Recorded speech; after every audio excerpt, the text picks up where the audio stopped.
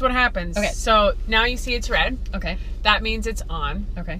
So I love this because I'm super intimidated by her because I think she is an absolute rock star. You're crazy. You are a rock star, and the world needs more of you on the cover of magazines and less of whatever they're putting on magazines. Stop. And she's like, what do we do? And I'm like, we're just going to talk. We're just going to talk. And we're probably I'm going to try and drive for a minute, but I know I'm going to have to pull over. All right. Dr. Karolyn Hardy Brown. May I call you Karolyn for the interview? Even though I feel like I want to call you Dr. Hardy Brown. No, I recently did an interview or a rant on my porch, and it was about the school system and my sons, who you've seen both of my children, of the 3, 2 of them, and it received an incredible amount of feedback. Thank you to everybody that shared it, that watched it. If you haven't seen it, you can find it. But I knew I needed to get the professional's opinion on all of it, because clearly I'm not alone. Thank you. That's the one thing about this. This is like saying it's teacher, but I want to replace it with like parents.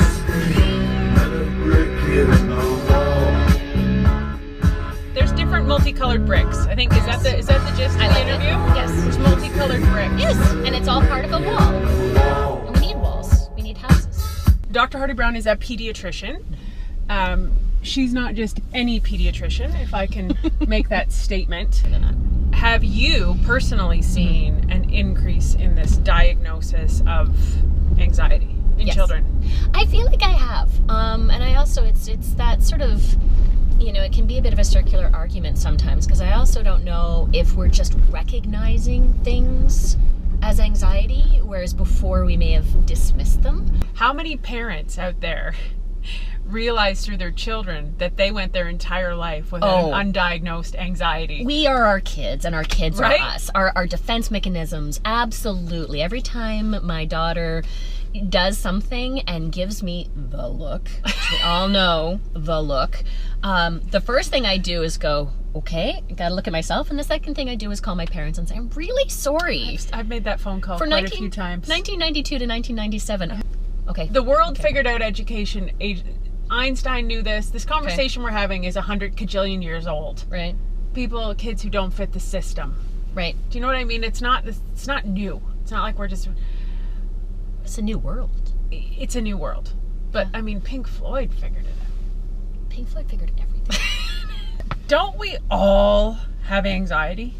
On some level, for sure. I mean, if we didn't have anxiety, we would all just do everything. No. I mean, there's got to be a healthy level. And I think one of the best things you can have is the ability to harness anxiety. So I joke with kids in my office. I'll say anxiety is like a fire, and it can heat your house, or it can burn it down, or it can be a wild horse, right? It can be the horse that you ride to, freedom, or that tramples you. And the kids that I often see who struggle with anxiety, these are empathetic kids, they're introspective kids, they're able to put themselves in the mindset of others, and that's often what leads to anxiety, right? But if you can harness it, then it's a strength. Hey, got me through med school. It was a profound moment for me when I first met Dr. Hardy Brown, Karolyn. I have a hard time calling her Karolyn. In 3 minutes, you turned to my son and you said to him, and I don't even know if you remember what you said to him, but I was like, and I'm going to swear, holy shit. It was like I'd done all this reading and I'd done all this worrying, and you turned to my son and you looked at him and you talked to him. You didn't talk to me, which I thought was huge. But you said, you have a gift. And it was what you just said there. You have a gift, and it's how you harness that gift. You are such a empathetic feeler. And I remember that was a brain set for me. And now I always tell him, I'm like, you have this amazing ability to assess risk. You're really great at that. But what can we do as parents when we don't have access to you all of the time and your knowledge? I think when our kids do these things and we kind of go to I've messed up and what have I done or what's wrong with them, like the behavior is somehow a reflection of either us or our kids, and it's really not. It's just a behavior. It's just the dandelion that we're surrounded by at the moment. It's not the root of it. So you know, we as parents, I think, and even maybe me as a professional, our job is to say, okay, well, I get the dandelion, but what's the root of it? And to figure out the root, you got to look at the kid and you got to look at yourself and how those two pieces come together. Because if you can figure out the root, and sometimes it's anxiety, sometimes it's ADHD, sometimes it's grief, sometimes it's loss, sometimes it's a learning disability. It can be a whole bunch of things. It's that intersection. Did I do that with you where I drew the 3 circles? Yeah, where I sort of think to myself, okay, let's think about the mind, let's think about the body, let's think about the heart, let's think about how all of those things come together. Kids aren't, good or bad, or they're not defined. They should never be defined by their behavior. Their behavior is just a moment for us to say, oh, well, this is not going so well now, is it? You have to look at your kids, and I look at my own kids. I don't know that I'm doing a bang-up job, but I'll always look at them and think, why is this happening? I'm like, there's obviously people crying out. Teachers, that was one of the biggest revelations I've had in the feedback I've got. Forever, I thought teachers were on this kind of system. The teachers are feeling as helpless as the parents. Oh, yeah. Because for the most part, most teachers are parents. Totally anti. Yes, we do. Thought us singing the same thing. A little bit, you do. A little bit. Orderly discipline. Yes.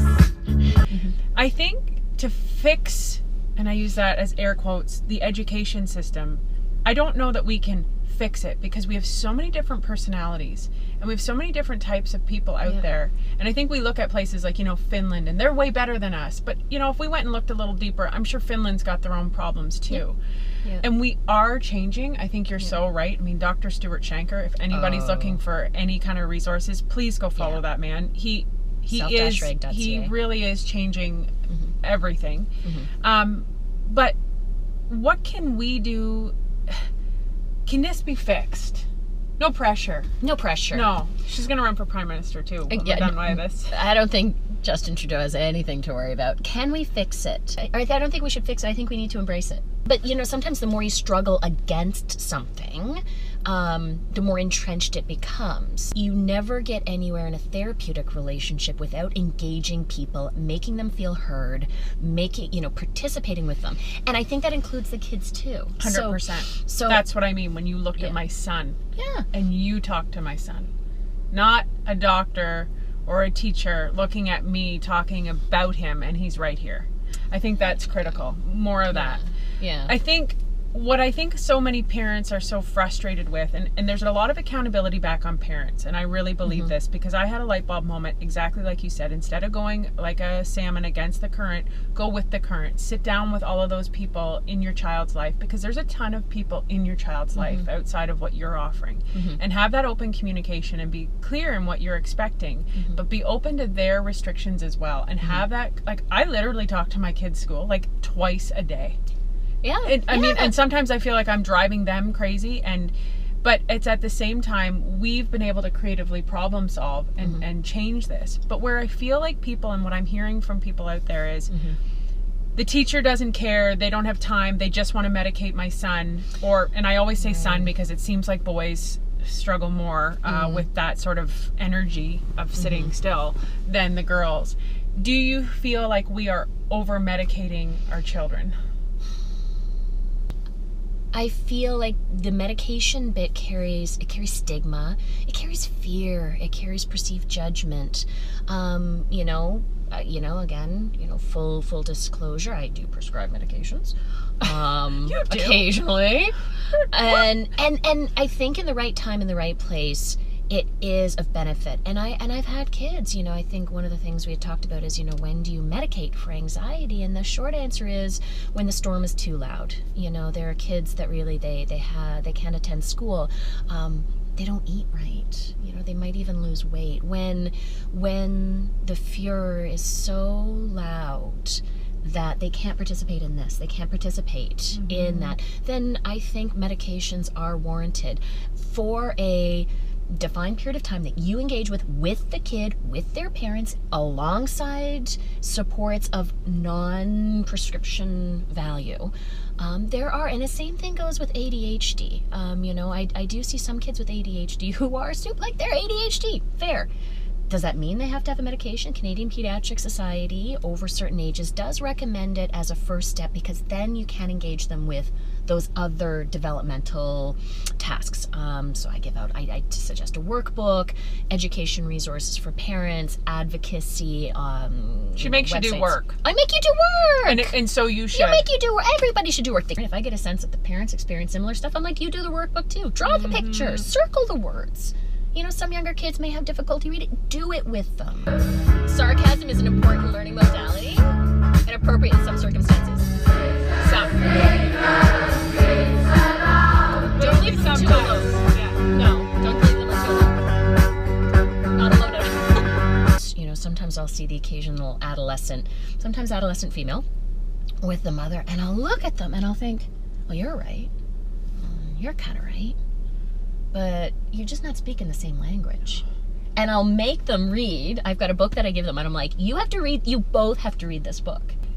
I'm yelling at my daughter yesterday for exactly how I've been treating her. And I'm watching her treat her brothers exactly how I've been treating her. Mm-hmm.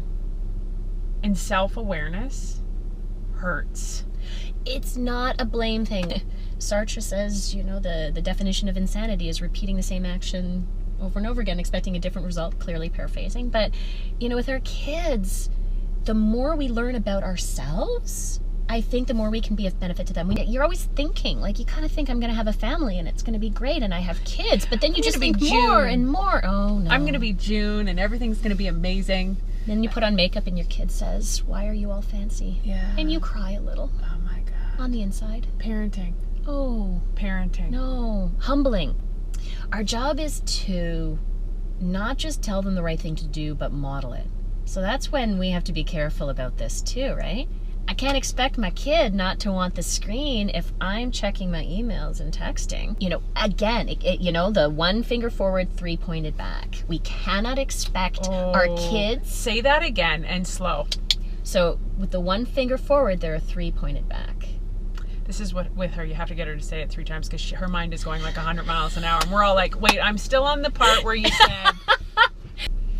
I think it's the biggest take-home message I hear from Karolyn and from so many of you that personally messaged me. And you were like, Michelle, it was like you literally said word for word what I went through. And they were parents of 20, 30, 40-year-olds. Yeah. And they were like, I can tell you, my kids are amazing now. Like, they're working, they're fine. And I think it's just really honing like that confidence and finding the positive in whatever you have. So if you're an empath or you're a whatever you are naturally, because I think that's it, right? You have to embrace exactly what you keep saying. Like, don't fight it. You are what you are. So now let's nurture that and sculpt it so that it's refined and really powerful. I would never want, and I think another fear I would have is that the people coming into my office don't have the relationships they want to have with their kids because of the stress around either the behavior or the school issues or whatever. And I do see that where, you know, there's this almost second life, and it, you know, it affects relationships. Like, you want to celebrate your kids. It goes so fast. Not the nights. The nights last forever. But the days, the years, right? Mom, mama, mama, mama, mama, mama, mama.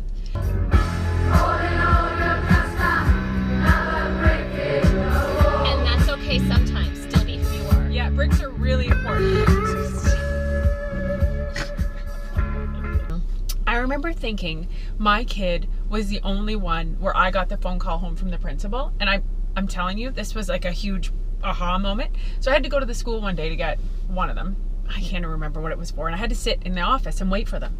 And the secretary was phoning parents, like the same phone call I was getting.